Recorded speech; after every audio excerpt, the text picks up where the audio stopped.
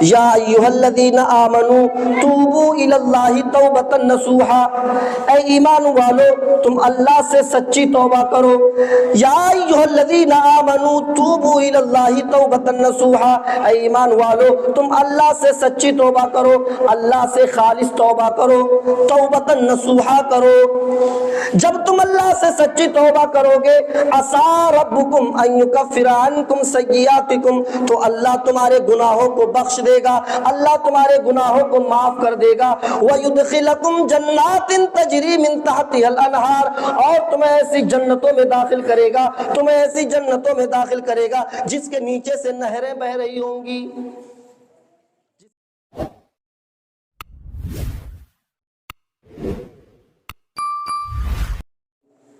حضرات، یہ رمضان کا مبارک مہینہ بڑی ہی تیزی کے ساتھ گزر رہا ہے۔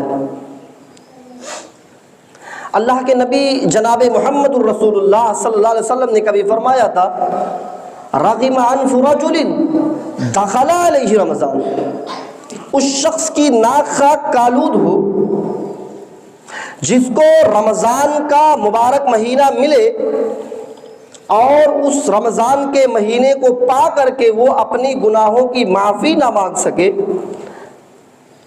اس شخص کی ناک خاک کالود ہو، یعنی اس شخص کی ناک مٹی میں مل جائے، وہ شخص ہلاک و برباد ہو جائے، جس کو رمضان کا مبارک مہینہ ملے اور رمضان کا مہینہ پا کر کے وہ اپنے گناہوں کی معافی مغفرت نہ کرا سکے۔ سب گنہگار ہیں، شیطان ہمارے اور آپ کے پیچھے لگا ہوا ہے گناہ کے کام کروانے کے لیے۔ اللہ تبارک و تعالیٰ نے جب حضرت آدم علیہ السلام کو بنایا اور ان کے اندر جب روح پھونکی تو اللہ تعالیٰ نے کہا، وَقُلْنَا لِلْمَلَائِكَةِ اسْجُدُوا لِآدَمَ فَسَجَدُوا إِلَّا إِبْلِيسَ، اللہ تعالیٰ نے فرشتوں سے کہا، او میرے فرشتوں تم میرے آدم کو سجدہ کرو، آدم کو سجدہ کرو۔ اللہ کا حکم تھا، تمام فرشتے جھک گئے، آدم کو سجدہ کر لیے، لیکن ابلیس نے نہیں کیا۔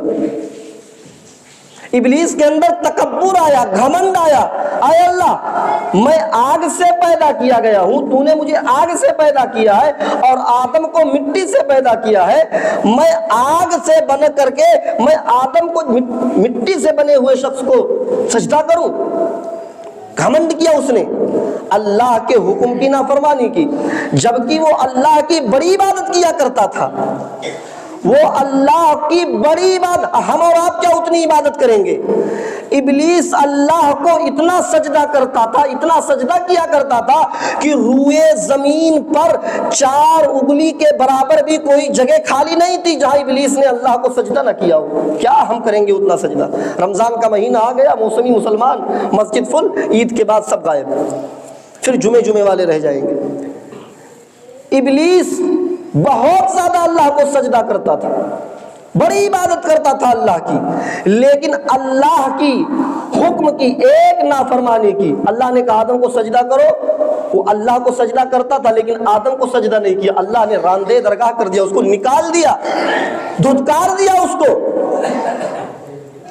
تو ابلیس نے، شیطان نے اللہ کو چیلنج کیا، اے اللہ تو آدم کی وجہ سے مجھے نکال رہا ہے، آدم کی وجہ سے تو مجھے نکال رہا ہے، اے اللہ میں اپنے کبریا، اپنے گھمنڈ کی، اپنے تکبر کی قسم کھا کے کہتا ہوں، اے اللہ میں تیرے بندے آدم کو اور آدم کی اولاد کو آخری سانس تک گناہ کرواتا رہوں گا اور اسے اپنے ساتھ جہنم میں لے کے جاتا رہوں گا۔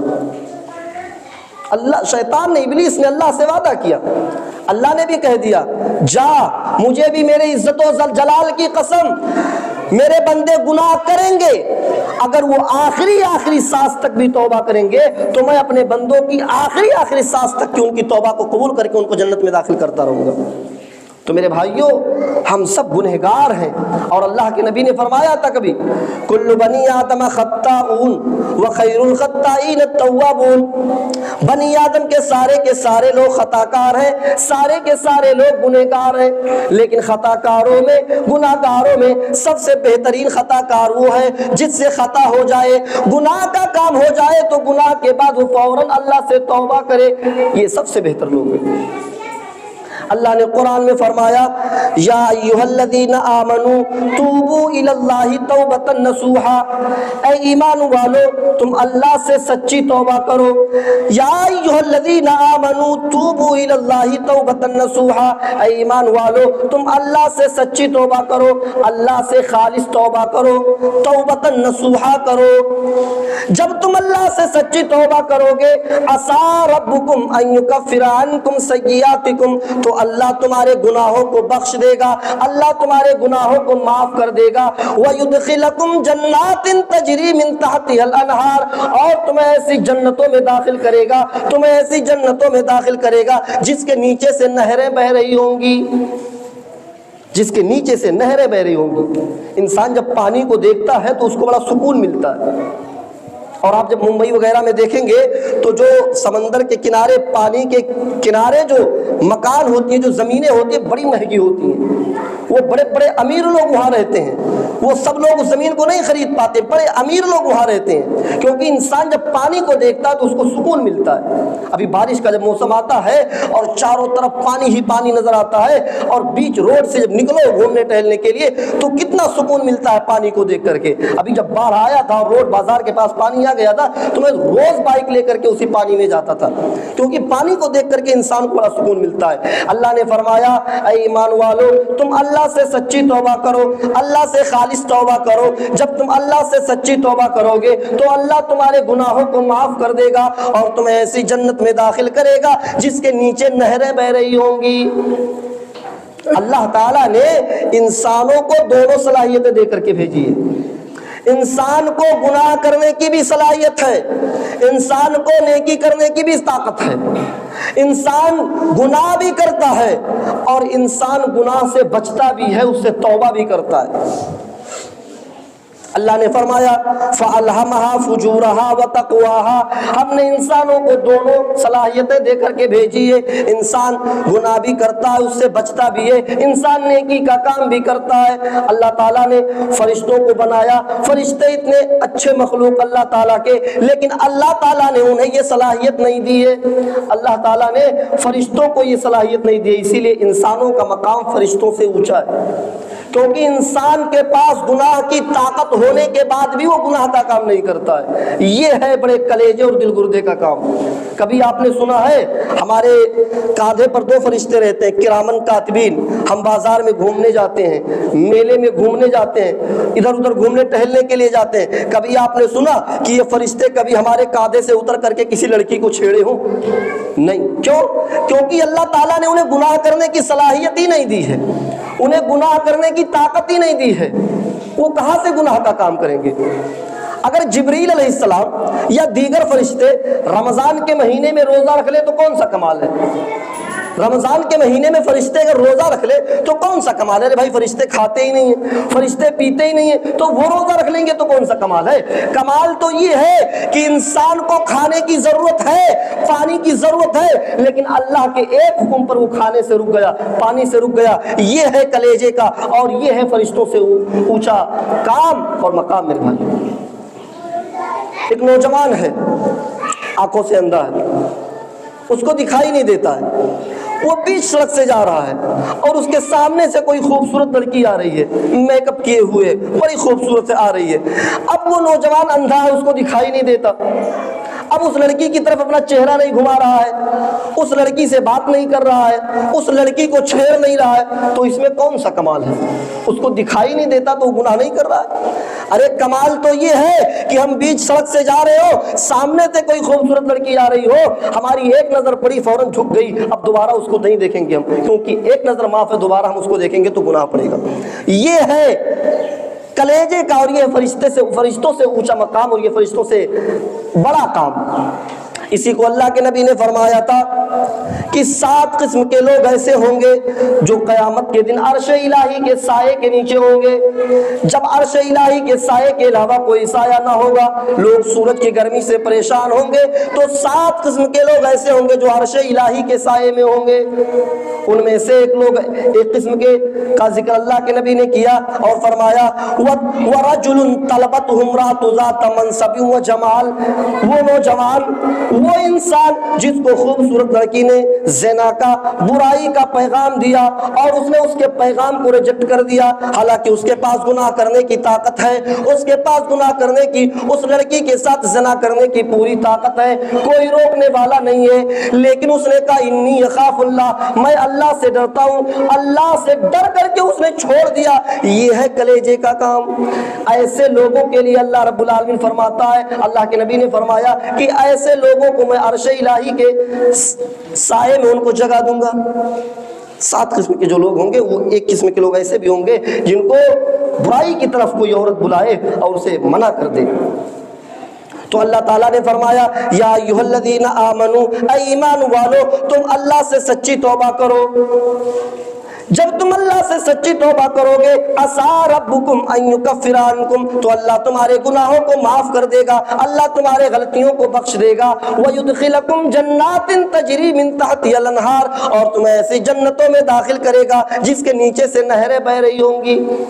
اچھا اب یہ سچی توبہ کیا ہے؟ ہم توبہ کرنے، کوئی گناہ کا کام ہو گیا، بہت سارے نوجوان کیا کرتے ہیں، اللہ توبہ اللہ توبہ، گال وال پکڑنے لگتے ہیں، کان پکڑنے لگتے ہیں۔ یہ سچی توبہ ہے؟ اور پھر توبہ کرنے کے بعد پھر وہی کام کرتے ہیں۔ یہ توبہ نہیں ہے، یہ توبہ کے ساتھ مذاق ہے، ڈھکوسلا ہے، یہ توبہ نہیں۔ اللہ نے فرمایا یا ایھا الذین آمنوا توبوا الی اللہ توبۃ نصوحا، توبۃ نصوحا کرو، سچی توبہ کرو، خالص توبہ کرو۔ تو یہ خالص توبہ کب ہوگی؟ جب تک توبہ کے اندر یہ 3 چیزیں شامل نہ ہوں گی، ہماری توبہ توبۃ نصوحا نہیں ہوگی۔ وہ 3 چیزیں کون سی ہے؟ پہلی چیز، جس گناہ سے ہم توبہ کر رہے ہیں اس گناہ پر پہلے ہم شرمندہ ہوں، یہ توبہ کی پہلی شرط ہے۔ مثلا شراب ہم پینے جا رہے ہیں، شراب کا ڈھکن کھول لیا اور منہ تک لے گئے، 1 گھونٹ پی لیا، 2 گھونٹ پی لیا، اچانک یاد آیا یار تو شراب حرام ہے، اب فوراً اس پر نادم ہو، میں نے کون سا گناہ کا کام کر دیا، اللہ توبہ، فوراً اس پر نادم ہوں، شرمندہ ہوں، یہ توبہ کی پہلی شرط ہے۔ توبہ کی دوسری شرط کیا ہے؟ اس گناہ کو فوراً چھوڑ دیا جائے۔ شراب ایک گھونٹ میں نے پی، اب اس پر نادم ہوں یار میں نے کون سا گناہ کا کام کر دیا، اور پھر توبہ کی جو دوسری شرط ہے وہ یہ کہ اس گناہ کو فوراً چھوڑ دیا جائے، یہ توبہ کی دوسری شرط ہے۔ اور توبہ کی تیسری شرط یہ ہے کہ پھر زندگی میں جان بوجھ کر کے اس گناہ کو ریپیٹ نہ کیا جائے، دہرایا نہ جائے، یہ توبہ کی 3 شرطیں۔ آج نوجوان صبح توبہ کرتا ہے، شام میں وہی گناہ کرتا ہے، شام میں توبہ کرتا ہے، صبح میں پھر وہی گناہ کرتا ہے۔ یہ توبہ نہیں ہے، یہ توبہ اللہ کے ساتھ مذاق ہے۔ اللہ نے فرمایا اللہ کے ساتھ سچی توبہ کرو، توبۃ نصوحا کرو۔ اور اللہ کے نبی نے فرمایا کل بنی آدم خطاء، بنی آدم کے سارے لوگ خطا کار ہیں، لیکن خطا کاروں میں بہترین خطا کار وہ ہے جس سے خطا ہو، گناہ کا کام ہو اور پھر اس کے بعد وہ توبہ کر لے، وہ سب سے بہترین ہے۔ مسلم شریف اٹھاؤ، وہ کون سی توبہ تھی، وہ کون سا گناہ تھا؟ ایک عورت آتی ہے قبیلے غامدیہ کی، اللہ کے نبی کے پاس آتی ہے اور کہتی ہے اللہ کے نبی انی قد اصبت الحد یا رسول اللہ، اے اللہ کے نبی میں حد کو پہنچ چکی ہوں، اے اللہ کے نبی مجھے پاک کر دیجئے، میں بہت بڑا گناہ کر چکی ہوں۔ اللہ کے نبی نے کہا ٹھیک ہے، گناہ کر لیا تو توبہ کر، اللہ معاف کر دے گا۔ وہ عورت کہتی ہے اللہ کے نبی میں نے بہت بڑا گناہ کر لیا ہے۔ اللہ کے نبی کہتے ہیں اے عورت تو توبہ کر، اللہ غفور الرحیم ہے، تیری گناہوں کو معاف کر دے گا۔ وہ عورت کہتی ہے اللہ کے نبی پہلے میرا جرم تو سن لیجئے، پہلے میرا گناہ تو سن لیجئے، کیا اس کی بھی کوئی توبہ ہے، کیا اس کی بھی کوئی معافی ہے؟ اللہ کے نبی نے کہا بتاؤ کون سا گناہ ہے؟ کہنے لگی ہے اللہ کے نبی میں جنگل میں بکریاں چرایا کرتی تھی، میرا شوہر 2-3 سال سے مجھ سے دور رہتا ہے، میرے قریب نہیں آیا، میں جنگل میں بکریاں چرایا کرتی تھی، میرے ساتھ جنگل میں ایک چرواہا بھی بکریاں چرایا کرتا تھا۔ اللہ کے نبی میرا شوہر 2-3 سال سے مجھ سے ملا نہیں تھا، میرے دل میں خواہشات کی امنگیں اٹھنے لگی، میں اس نوجوان کے ساتھ، اس چرواہے کے ساتھ جنگل میں گئی، پہاڑی کی وادی میں گئی، میں اس چرواہے کے ساتھ زنا کر لی ہوں۔ اے اللہ کے نبی انی قد اصبت الحد یا رسول اللہ، اے اللہ کے نبی میں حد کو پہنچ چکی ہوں، اے اللہ کے نبی مجھے پاک کر دیجئے۔ اللہ کے نبی نے کہا اچھا یہ گناہ تم نے کیا ہے، ٹھیک ہے تمہیں پاک کر دیں گے۔ اللہ کے نبی کے پاس وہ عورت خود آئی ہے جرم قبول کرنے کے لیے۔ اللہ کے نبی نے اس عورت سے کہا ٹھیک ہے تم آئی ہو، ہم تمہیں پاک کر دیں گے۔ اللہ کے نبی یہ نہیں پوچھے کہ اچھا زنا اکیلے نہیں ہوتا ہے، बता जिस नौजवान के साथ ज़िना किया वो नौजवान कौन है, वो नौजवान कहाँ का रहने वाला है, क्या नाम है उसका? नहीं, कुछ नहीं पूछा। क्यों?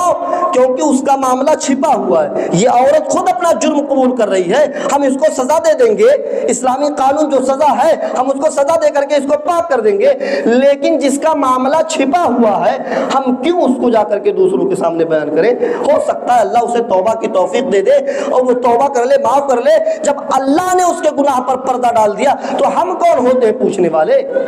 आज हमारे नौजवानों के अंदर और माँ और बहनों के अंदर सबसे बड़ी कमी ये है कि हम पूछने की छोड़ दो, हम लोगों के अंदर गुनाह तलाश करते हैं, गुनाह ढूंढते हैं, गलत काम ढूंढते हैं कि कब किसके अंदर कोई कमी पाए और उसको फौरन फेसबुक पे डाला जाए, उसको फौरन व्हाट्सएप पर डाला जाए, उसको फौरन लोगों के सामने बयान किया जाए। कितने नौजवान हैं जो बदगुमानी अपने दिमाग में पाले हुए हैं, कितने नौजवान हैं जो जासूसी करते हुए नजर आते हैं। क्या हाफिज साहब कहाँ जा रहे हैं, हाफिज साहब कहाँ बैठ रहे हैं, क्यों इतनी देर तक बैठते हैं, क्या करते हैं? अब ये लेकर के अपने दिमाग में बदगुमानी पालने, नहीं कुछ तो गड़बड़ है, कुछ तो गड़बड़। जबकि ऐसे नौजवानों के हाल ये, उनके अमल ऐसे ऐसे ऐसे गुनाहों को उन लोगों ने अंजाम दे दिया है जिसको इस मिंबर पर से बयान करना मुनासिब नहीं है, लेकिन वो हाफिज साहब के पीछे पड़े हुए, साहब क्या करते हैं, कहाँ जाते हैं, क्यों करते हैं, नजर लगाए हुए, जासूसी कर रहे हैं, बदगुमानी अपने दिमाग में पाले हुए हैं। कबीर दास जी का एक दोहा याद आया मुझे, हिंदी पढ़ने वाले बच्चे मौजूद हैं, उनको मालूम होगा।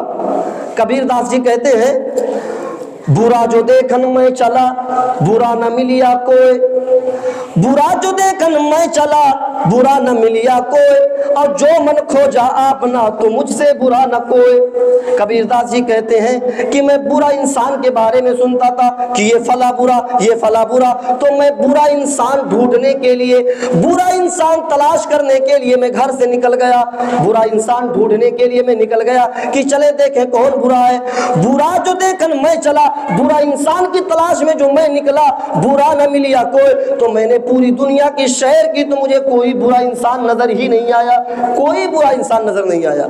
और कहते हैं जो मन खोजा आपना, जब मैंने अपने अंदर झांक करके देखा, जो मन खोजा आपना, जब मैंने अपने गिरबान की बटन खोल करके अपने अंदर झांक करके देखा तो मुझसे बुरा न कोई, तो फिर मुझे पता चला इस दुनिया में मुझसे बुरा कोई नहीं है।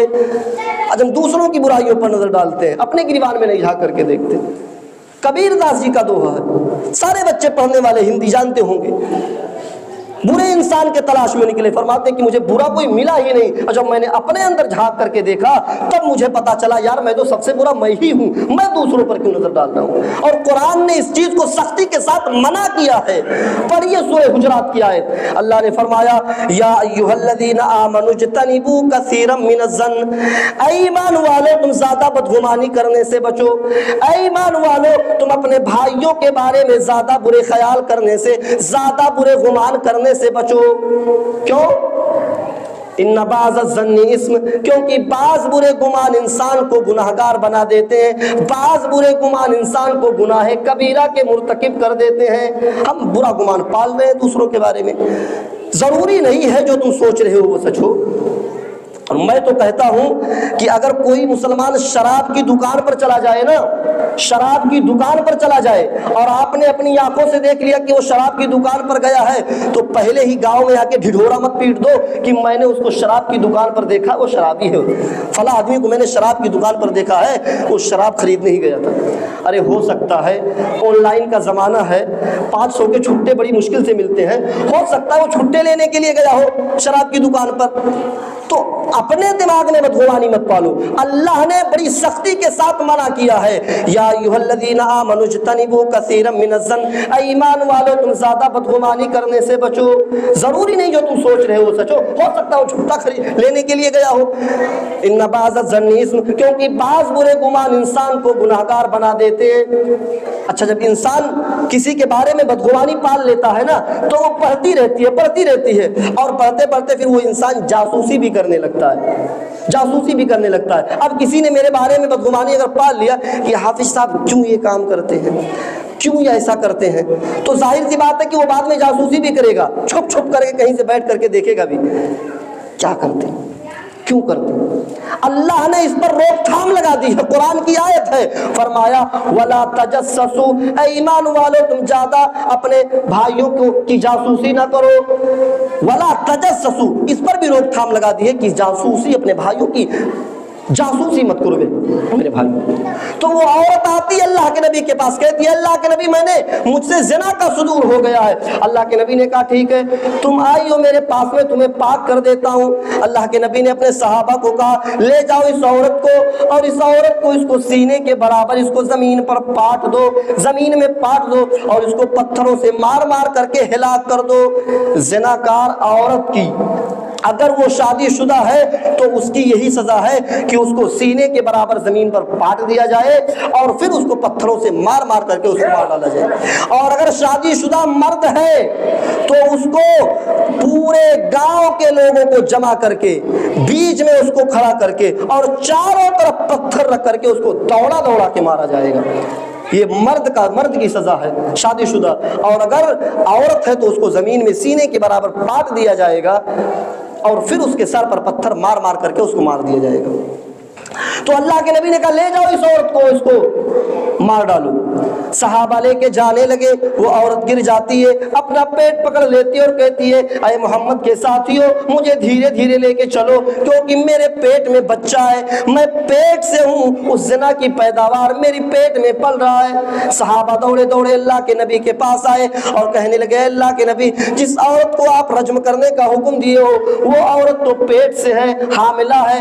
اللہ کے نبی نے اس عورت کو بلایا، کیا تم پیٹ سے ہو؟ وہ عورت کہتی ہے ہاں اللہ کے نبی۔ اللہ کے نبی نے پھر کہا تمہیں ابھی سزا نہیں دی جائے گی، تمہیں ابھی سزا نہیں دی جائے گی، جاؤ اپنے گھر، جب بچہ پیدا ہو جائے تب لے کر کے آنا۔ گناہ کا کام تم کیے ہو، تمہیں ماروں گا تو تمہارے پیٹ کا بچہ بھی مر جائے گا، تو یہ جرم میں نہیں کر سکتا، جاؤ جب بچہ پیدا ہو جائے تب لے کر کے آنا۔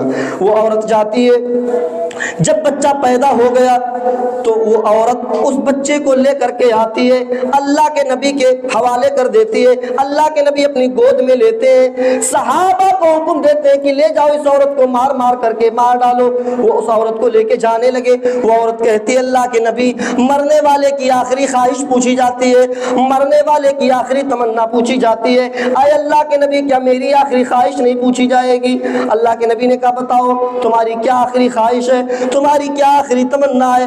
وہ عورت کہتی ہے اللہ کے نبی میں اپنے اس بچے کو آخری بار اپنا دودھ پلانا چاہتی ہوں، میں چاہتی ہوں کہ اس بچے کو آخری بار اپنے سینے سے لگا کر اپنا دودھ پلا دوں۔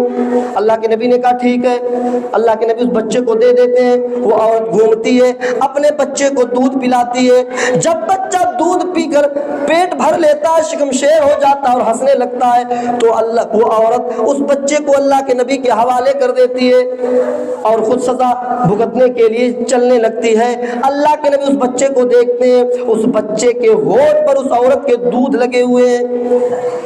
اللہ کے نبی پھر اس عورت کو بلاتے ہیں ادھر آؤ، ابھی بھی تمہیں قتل نہیں کیا جائے گا، ابھی بھی تمہیں سزا نہیں دی جائے گی، کیونکہ یہ بچہ تمہارا دودھ پیتا ہے، اس بچے کی غذا تمہارے پستان میں ہے۔ ابھی جاؤ اس بچے کو لے کر کے، جب بچہ روٹی کھانے کے لائق ہو جائے، جب بچہ چاول کھانے کے لائق ہو جائے تب لے کر کے آنا۔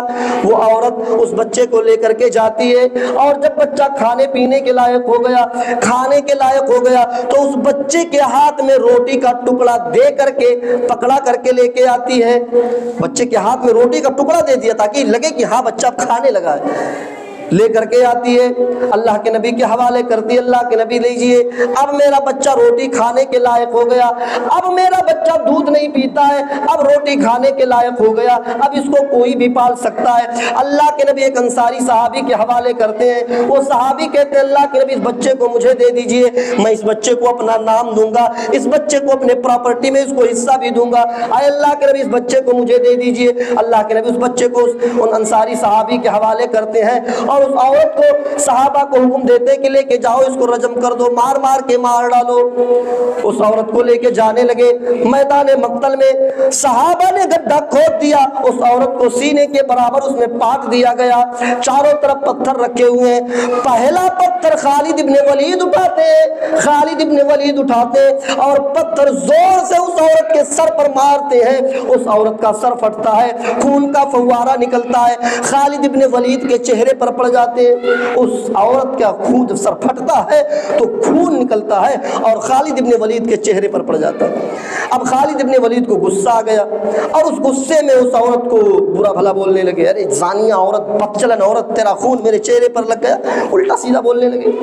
अल्लाह के नबी को जब पता चला कि खालिद इब्न वलीद ने उस औरत को गाली दी है तो अल्लाह के नबी खालिद इब्न वलीद से 3 दिन तक बात नहीं करते हैं। 3 दिन तक खालिद इब्न वलीद से अल्लाह के नबी गुस्सा हो जाते हैं, बात नहीं करते हैं। खालिद इब्न वलीद को जब लगा कि अल्लाह के नबी मुझसे बात नहीं कर रहे हैं, अल्लाह के नबी मुझसे नाराज हैं, अल्लाह के नबी मुझसे कटे कटे फिर रहे हैं, तो खालिद इब्न वलीद अल्लाह के नबी के पास आते हैं और कहते हैं, अल्लाह के नबी आप मुझसे कटे कटे फिर रहे हैं, आप मुझसे बात नहीं कर रहे हैं, अय अल्लाह के नबी आप तो मुझसे नाराज लग रहे हैं। अय अल्लाह के नबी अगर इसी हाल में मेरी मौत हो गई, मुझे मौत आ गई तो फिर मेरी आखिरत बर्बाद हो जाएगी। अय अल्लाह के नबी आप मुझसे क्यों बोल नहीं रहे, क्यों बात नहीं कर रहे हैं? अल्लाह के नबी ने फरमाया, अय खालिद तुमने उस औरत को गाली दी है, तुमने उस औरत को जानिया कहा है। खालिद इब्न वलीद ने कहा, अल्लाह के नबी वो जानिया औरत थी, वो बदचलन औरत थी, उसने ज़ना करवाया था और उसका नापाक खून मेरे चेहरे पर पड़ गया, इसलिए मैंने उसको गाली दी।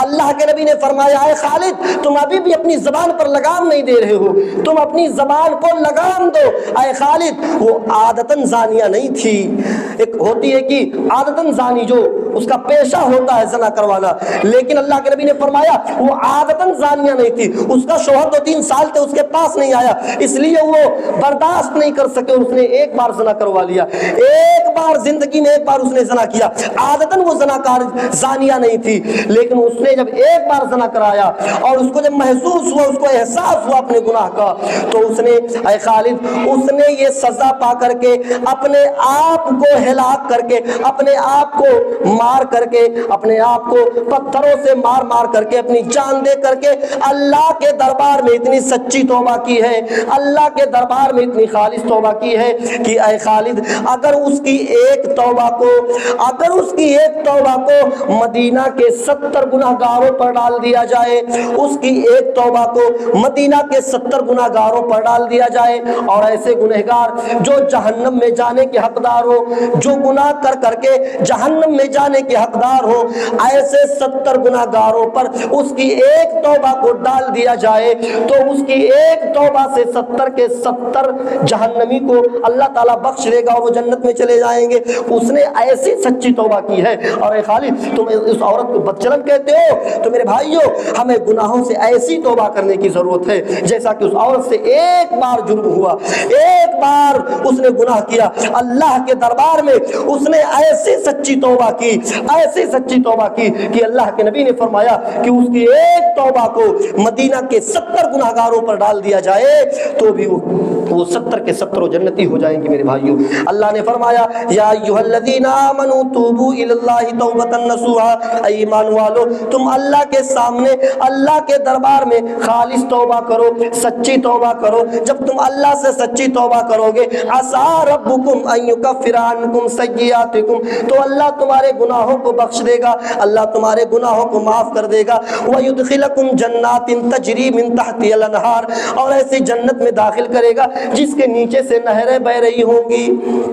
तो मेरे भाइयों हमें ऐसी तौबा करने की ज़रूरत है। अल्लाह के हज़रत आदम अलैहिस्सलाम को जब अल्लाह ताला ने जन्नत में रखा था और उन्हें जन्नत में खुली आज़ादी दे दी थी कि ऐ आदम व हव्वा जाओ पूरी जन्नत तुम्हारी है, जहाँ रहना चाहते हो रहो, जो खाना पीना चाहते हो खाओ पियो, लेकिन एक दरख्त के करीब मत जाना। लेकिन आदम ने अल्लाह के हुक्म की नाफरमानी कर दी, जो अल्लाह ने हुक्म दिया था शैतान के बहकावे में आ गए, अल्लाह के हुक्म की नाफरमानी कर दी, गुनाह का काम कर दिया, उस फल उस दरख्त के करीब चले गए, उसका फल खा लिया। अल्लाह ने फौरन उन्हें उनके जो जन्नती लिबास थे फौरन अल्लाह ने छीन लिए, उतर गया। हजरत आदम व हव्वा जन्नत के दरख्तों के पत्तों से अपने शर्मगाह को, अपने सतर को छिपाते हैं। अल्लाह ताला ने आदम व हव्वा से बता दिया, आए आदम व हव्वा तुमने हमारे हुक्म की नाफरमानी की है, मैं चाहता तो तुम्हारी इस नाफरमानी की वजह से, तुम्हारी इस गलती की वजह से तुम्हें जहन्नम में भी डाल सकता था, लेकिन नहीं, अल्लाह को तो दुनिया बसाना था, अल्लाह को तो दुनिया बसाना था, इसलिए फरमाया नहीं, मैं तुम्हें दुनिया में भेज रहा हूं, जाओ इस गलती का कफ़ारा अदा करो, जाओ तौबा इस्तग़फ़ार करो। अगर तुम और तुम्हारी औलादें हमारे नबी और रसूलों के बताए हुए तरीके पर जिंदगी गुजारेंगी तो फिर से हम तुम्हें ये मकाम दे देंगे जहां से हम निकाल रहे हैं, और अगर शैतान के बहकावे में आ गए तो हम तुम्हें जहन्नम में डाल देंगे। हजरत आदम हव्वा को जब अल्लाह ताला ने जन्नत से निकाला, जमीन पर आए, उनको जब अपने गुनाहों का एहसास हुआ तो अल्लाह के दरबार में हाथ उठा करके दुआ करते हैं, रब्बना ज़लमना अनफुसना व इल्लम तग़फिर लना व तरहमना लनकूनन्ना मिनल खासिरीन। जब एहसास हुआ तो फौरन अपने गुनाहों से तौबा की। मेरे भाइयों, अल्लाह को अच्छा लगता है कि मेरा बंदा जब गुनाह का काम करे, उससे कोई गुनाह का काम हो जाए तो मेरी तरफ पलटे और मुझसे तौबा करे, अल्लाह को अच्छा लगता है। और अल्लाह ने फरमाया कि अगर सब के सब फरिश्ते हो जाएं, फरिश्ते एक ऐसी मखलूक है जो गुनाह का काम नहीं करते हैं, अल्लाह ताला ने इंसानों को गुनाह करने की सलाहियत दी है, गुनाह से बचने की और गुनाह के काम करने की इंसानों को सलाहियत दी है। लेकिन अगर इंसान फरिश्ते हो जाए ना, कोई गुनाह का काम ना करे ना, तो अल्लाह फरमाता है कि हम ऐसे लोगों को मिटा देंगे, ऐसे लोगों को बर्बाद कर देंगे जो गुनाह ही ना करें। अरे गुनाह ना करने वाली मखलूक अल्लाह के पास पहले से ही थी, गुनाह ना करने वाली मखलूक अल्लाह के पास पहले ही से थी। अगर हम लोग भी फरिश्ते बन जाए, कोई गुनाह ही ना करे, तो अल्लाह फरमाता है कि हम ऐसे लोगों को मिटा देंगे, बर्बाद कर देंगे, और फिर ऐसी कौम को लाएंगे जो गुनाह करेगी और गुनाह करने के बाद तौबा भी करेगी। तो अल्लाह को अच्छा लगता है कि मेरा बंदा मुझसे तौबा करे, उससे गुनाह का काम हो तो मेरी तरफ पलटे, मुझसे तौबा करे। इसलिए मेरे भाइयों, हम सब खताकार हैं, और नबी की हदीस ये है कि खताकारों में सबसे बेहतरीन खताकार वो है जो खता करने के बाद तौबा करे, इस्तग़फ़ार करे, माफी मांगे अल्लाह से। मेरे भाइयों, रमजान मुबारक का बाबरकत महीना तौबा का महीना है, माफी का महीना है, इस्तग़फ़ार का महीना है। इस महीने में हमें अल्लाह से ज्यादा तौबा करनी चाहिए, ज्यादा से ज्यादा माफी मांगनी चाहिए। मेरे भाइयों, एक आखिरी चीज, वक्त हो चुका है, आखिरी चीज़ों की 2-3 दिन से बहुत ज़्यादा लोग टार्चर कर रहे हैं, पूछ रहे हैं, वो ये कि अब ईद आ रही है, ईद 1-2 दिन में ईद आने वाली है, सदक़तुल फ़ित्र कैसे निकालें?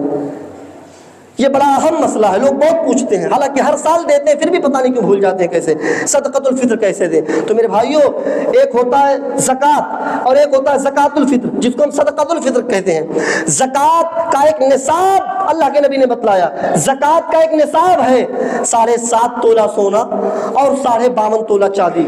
अगर किसी के पास 7.5 तोला सोना या 7.5 तोला सोने की कीमत मौजूद है, या 52.5 तोला चांदी या 52.5 तोला चांदी की कीमत है, और उस पर साल गुजर गया है, उस पर 1 साल गुजर चुका हो, तो उस पर हर 100 रुपए पर 2.5 रुपया ज़कात बनता है। लेकिन सदक़तुल फ़ित्र में निसाब नहीं है। सदक़तुल फ़ित्र भीख मांगते को भी देना है, कोई भीख मांगता हो ना, उसको भी देना है सदक़तुल फ़ित्र। सदक़तुल फ़ित्र सबके ऊपर फ़र्ज है।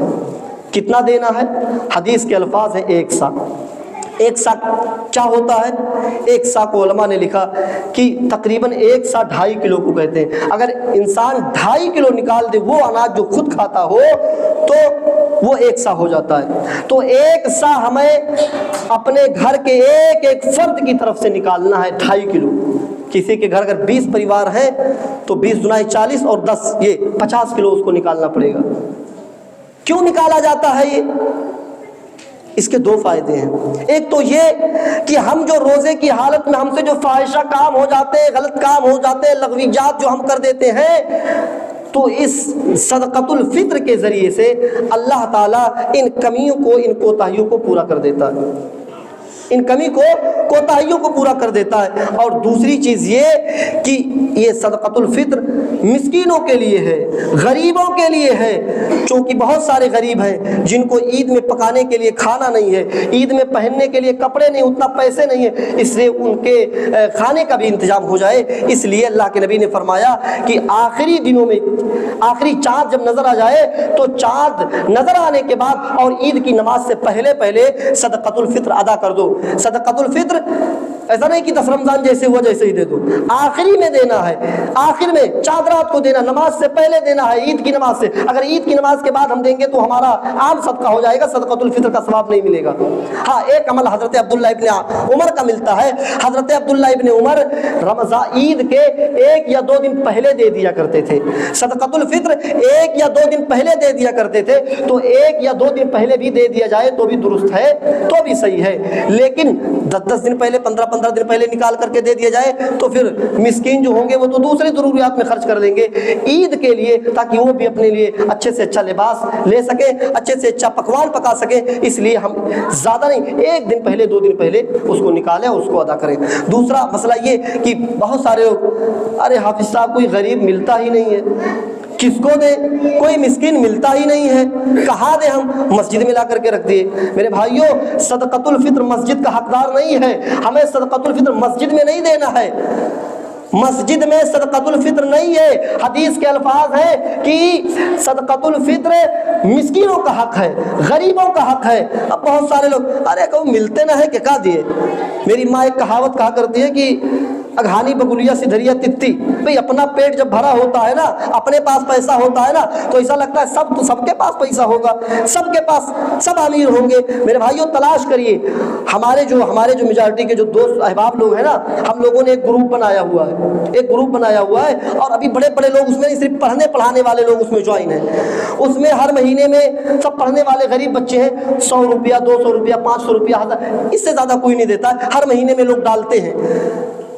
कसमुल्लाह बता रहा हूँ कि ज़्यादा पैसा नहीं, महीने में 2-3 हज़ार ही होता है, लेकिन उसको खर्च करने में गरीब कि किसको दिया जाए, और आप कह रहे हैं कि किसको दे, ला करके मस्जिद में रख दिए। मेरे भाइयों, मस्जिद को चलाना है तो अपने जेब के खर्च से चलाओ, सदका और ज़कात के पैसे से मत चलाओ। मस्जिद ज़कात और सदके का मुस्तहिक नहीं है, अपने जेब के खर्चे से चलाओ। तो ये बुनियादी बातें थी। अल्लाह ताला से हम दुआ करते कि अल्लाह आलमीन हमें इन बातों पर अमल करने की पूरी तौफीक अता फरमा।